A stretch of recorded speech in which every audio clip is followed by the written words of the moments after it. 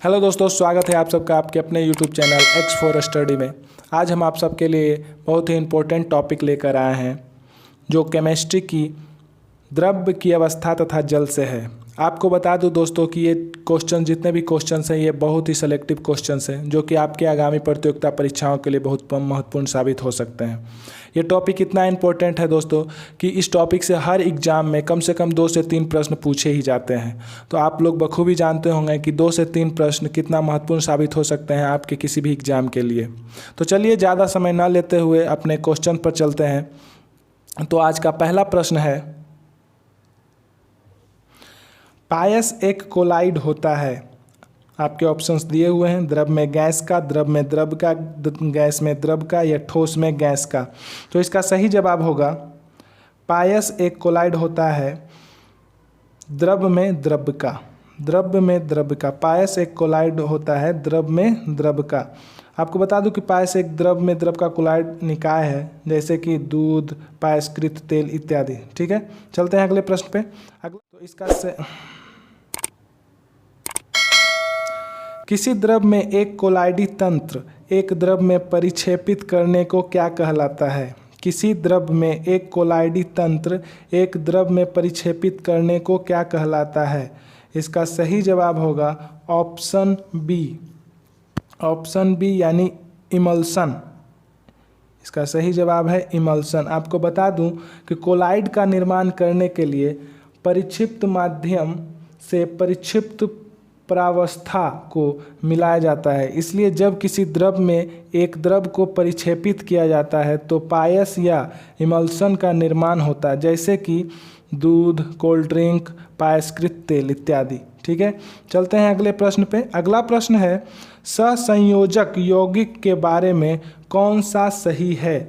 सहसंयोजक यौगिक के बारे में कौन सा सही है? आपके ऑप्शंस दिए हुए हैं और इन ऑप्शंस में सही जवाब होगा ऑप्शन डी, अभिक्रिया तेज है। अभिक्रिया तेज है। आपको बता दूं कि सहसंयोजन यौगिक के गुण होते हैं, जैसे कि यौगिक सामान्यतः द्रव और गैस होते हैं, क्वथनांक और गलनांक अल्प होते हैं, अभिक्रिया मंद गति से होती है। तो इसका सही जवाब होगा अभिक्रिया तेज है, ऑप्शन डी।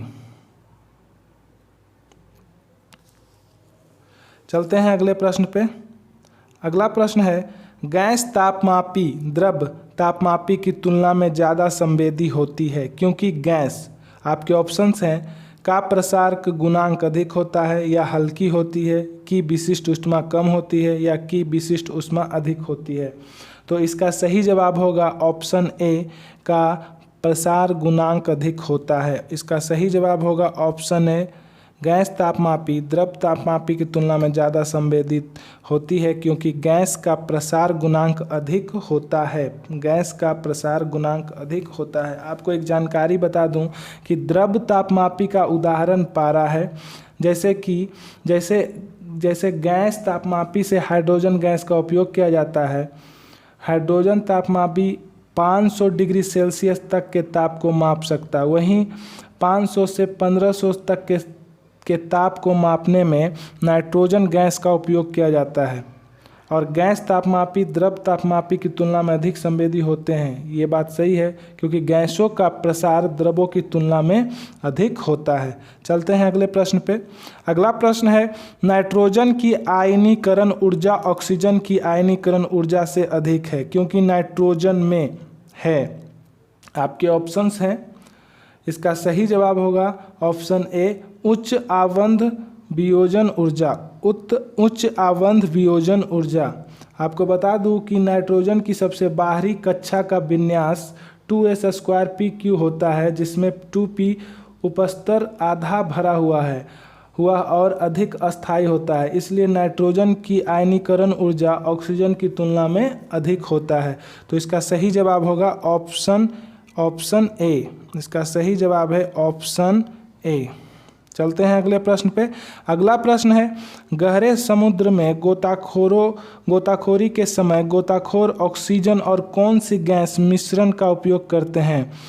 गहरे समुद्र में गोताखोरी के समय गोताखोर ऑक्सीजन और कौन सी गैस के मिश्रण का उपयोग करते हैं? तो इसका सही जवाब होगा ऑप्शन बी नाइट्रोजन।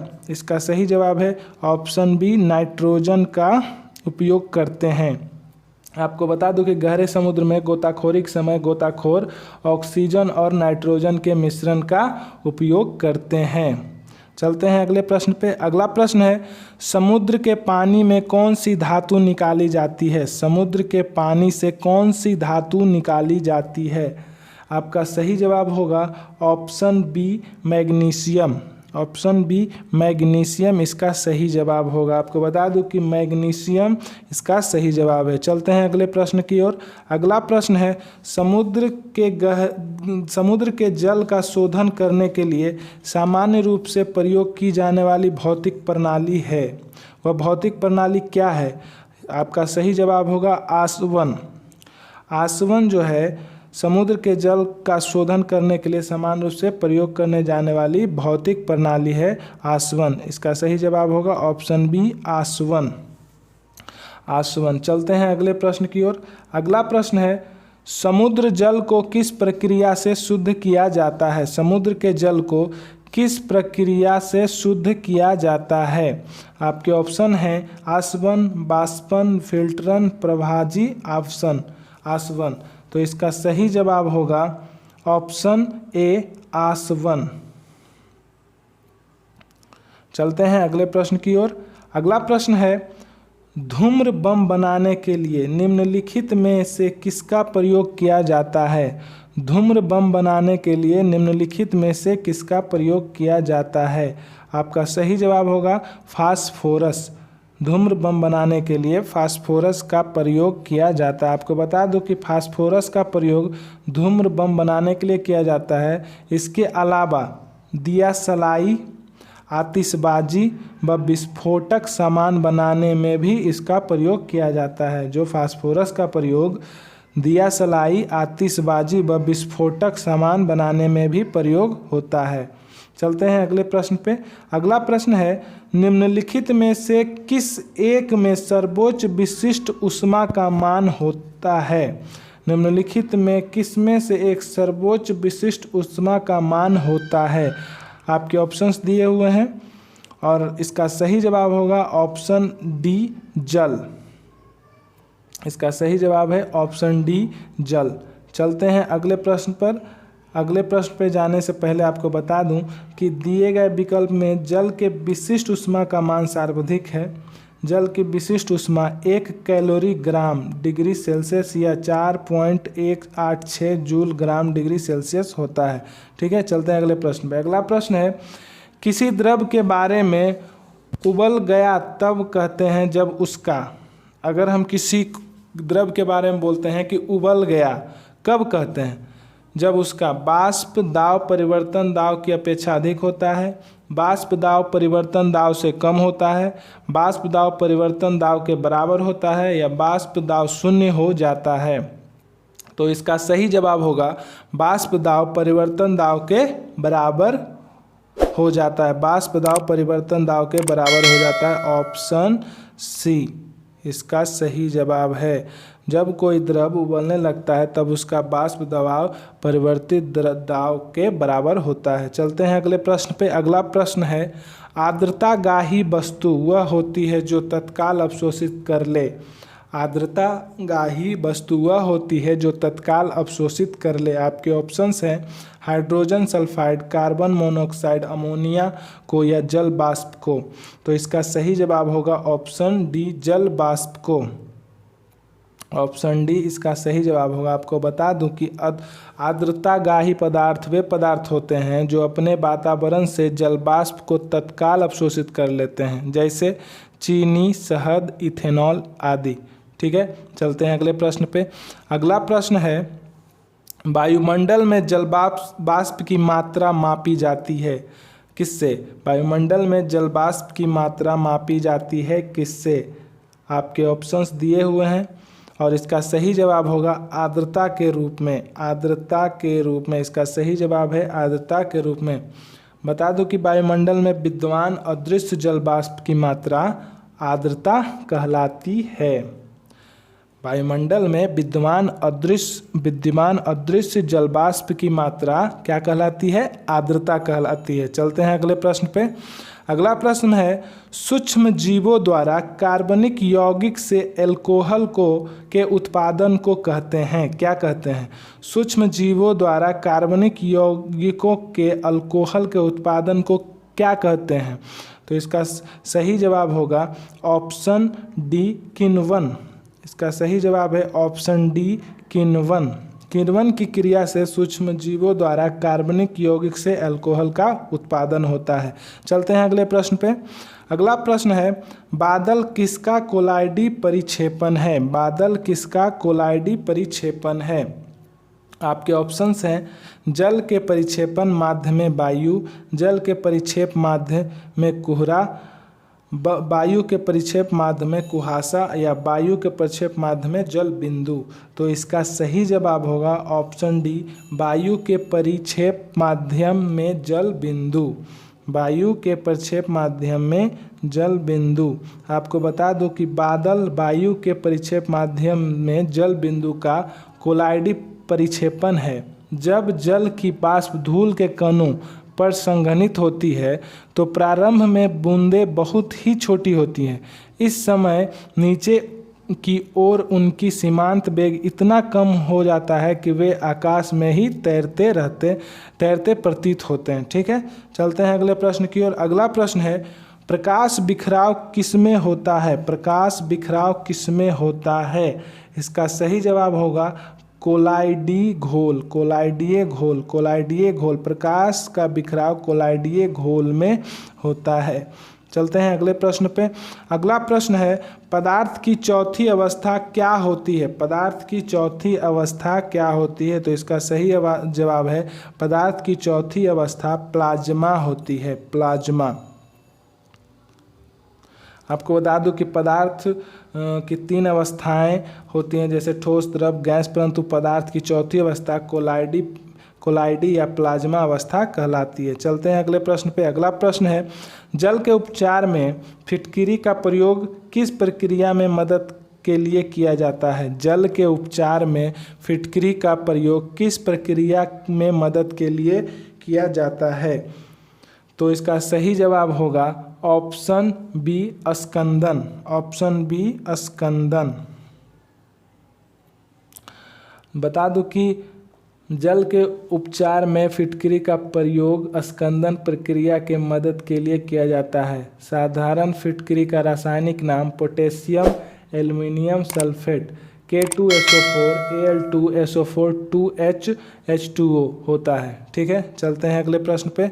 अगला प्रश्न है, पंकिल जल के निषादन के लिए किसका प्रयोग किया जाता है? पंकिल जल के निषादन के लिए किसका प्रयोग किया जाता है? तो इसका सही जवाब होगा ऑप्शन बी, साधारण फिटकिरी। साधारण फिटकिरी। पंकिल जल के निष्कादन के लिए साधारण फिटकिरी का प्रयोग किया जाता है। इसे पोटाश फिटकिरी भी कहते हैं, इसे पोटाश फिटकिरी भी कहते हैं। पानी में लटके हुए कोलाइडी कण किस प्रक्रिया से हटाए जा सकते हैं? पानी में लटके हुए कोलाइडी कण किस प्रक्रिया से हटाए जा सकते हैं? तो इसका सही जवाब होगा ऑप्शन ए, स्कंदन प्रक्रिया द्वारा हटाया जा सकता है। स्कंदन, ऑप्शन ए स्कंदन होगा इसका सही जवाब। चलते हैं अगले प्रश्न पे। अगला प्रश्न है, मामूली कट जाने पर फिटकिरी रक्तस्राव को रोक देती है, इसका कारण है? मामूली कट जाने पर फिटकिरी रक्तस्राव को रोक देती है, इसका क्या कारण है? तो इसका सही जवाब होगा ऑप्शन डी, स्कंदन। इसका सही जवाब है ऑप्शन डी, स्कंदन। चलते हैं अगले प्रश्न पे। अगला प्रश्न है, अवशिष्ट जल उपचार में रिएक्टर शब्द का क्या अर्थ है? अवशिष्ट जल उपचार में रिएक्टर शब्द का क्या अर्थ है? तो इसका सही जवाब होगा ऑप्शन ए, आधान। आधान, आधान इसका सही जवाब होगा, आधान। अवशिष्ट जल उपचार में रिएक्टर शब्द का अर्थ है आधान। चलते हैं अगले प्रश्न पे। अगला प्रश्न है, आयोडीन और पोटेशियम क्लोराइड के मिश्रण से आयोडीन को अलग किया जा सकता है, किसके द्वारा?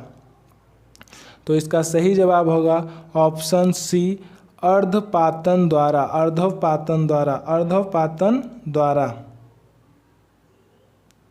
आयोडीन को आयोडीन और पोटेशियम क्लोराइड के मिश्रण से अर्धपातन द्वारा अलग किया जाता है। ठीक है, चलते हैं अगले प्रश्न पे।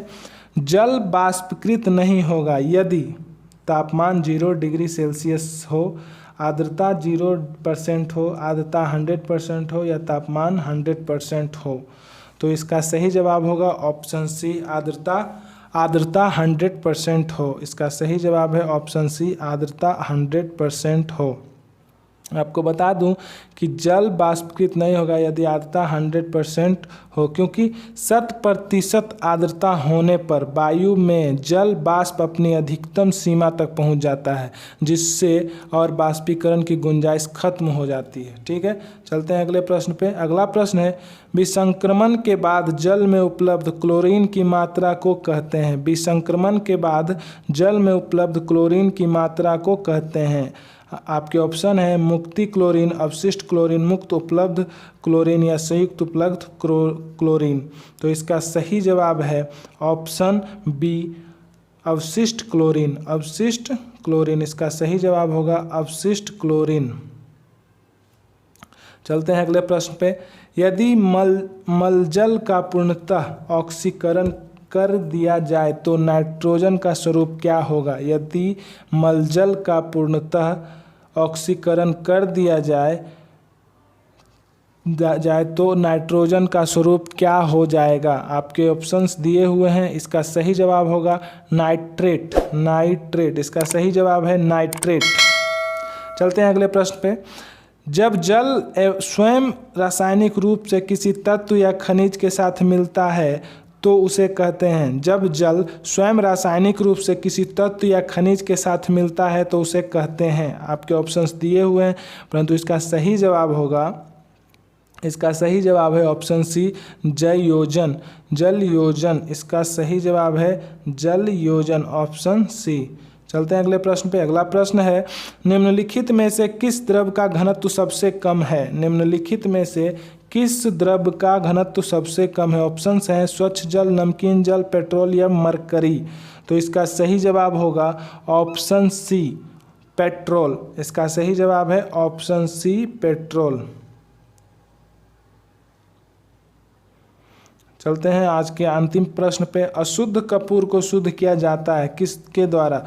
अशुद्ध कपूर को शुद्ध किया जाता है किसके द्वारा। तो इसका सही जवाब होगा अर्धपातन द्वारा, अर्धपातन द्वारा, ऑप्शन ए इसका सही जवाब है। उम्मीद करते हैं आपको ये वीडियो पसंद आया है। अगर आपको ये वीडियो पसंद आया तो प्लीज़ इस वीडियो को लाइक करें और हमारे चैनल को सब्सक्राइब करें। धन्यवाद।